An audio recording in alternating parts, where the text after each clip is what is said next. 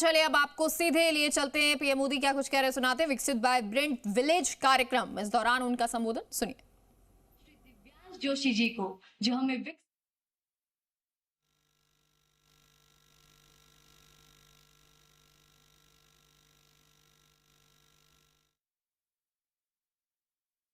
मैं Divyansh Joshi, my Bharat volunteer, Dadra एवं नागर हवेली तथा दमन एंड दीव का रिप्रेजेंटेशन करते हुए विकसित वाइब्रेंट विलेज प्रोग्राम 2026 का हिस्सा बना। माय भारत के इस अवसर ने मेरे जैसे एक आम युवा को अवसर दिया, उन गांवों को देखने का अवसर दिया जिसकी मैंने कभी कल्पना भी नहीं की थी। इसके लिए मैं आपका और माय भारत का दिल से धन्यवाद करता हूं। माय भारत के अंतर्गत कई सारे कार्यक्रम किए जाते हैं, जैसे विकसित भारत यंग लीडर्स डायलॉग, विकसित भारत यूथ डायलॉग, विकसित Bharat youth parliament, budget quest, mentorship programme, volunteership और भी कई, जिसके माध्यम से देश भर के 2,30,00,000 से अधिक युवाओं को आगे आने का मौका मिला है। यही तो है सच्चा नेशन फर्स्ट का स्पिरिट। प्रधानमंत्री जी, इस कार्यक्रम में 2,86,000 से अधिक युवाओं को देश भर में एक क्विज का आयोजन हुआ और उसमें पार्टिसिपेट करने का मौका मिला और उसी के माध्यम से 403 युवाओं को मौका मिला देश के सीमावर्ती गांवों में, वहां के गांवों में जाकर लोगों से मिलने का, इंटरैक्ट करने का और जुड़ने का।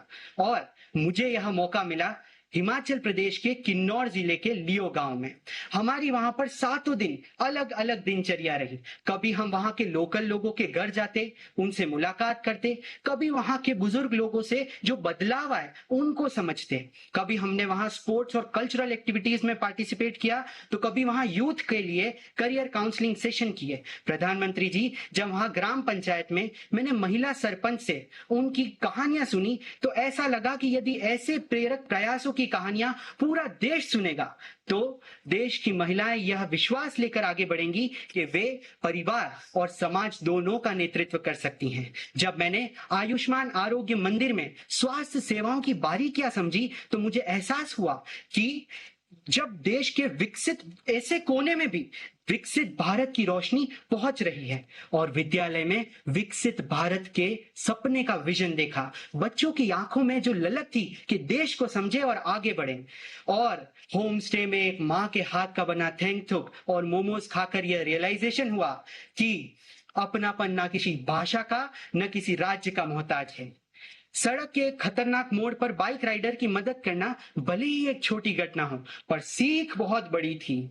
सेवा ही सच्ची राष्ट्रभक्ति है।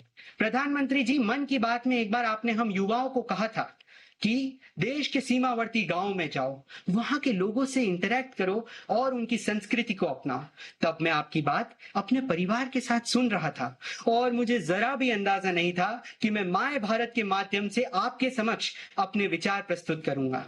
प्रधानमंत्री जी, आज ही मन की बात में आपने हमारे कारगिल विजय दिवस पर वीर सैलानियों को श्रद्धांजलि दी। उसी भावनाओं को कंटिन्यू रखते हुए जब हमारे माय भारत वॉलेंटियर्स ने भी, जब वे कारगिल वॉर मेमोरियल गए तो वहां पर हमारे देश के वीर सैलानियों को नमन किया।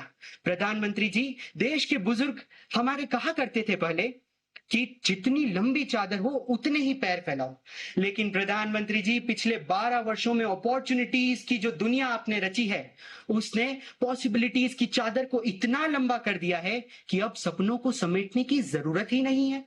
प्रधानमंत्री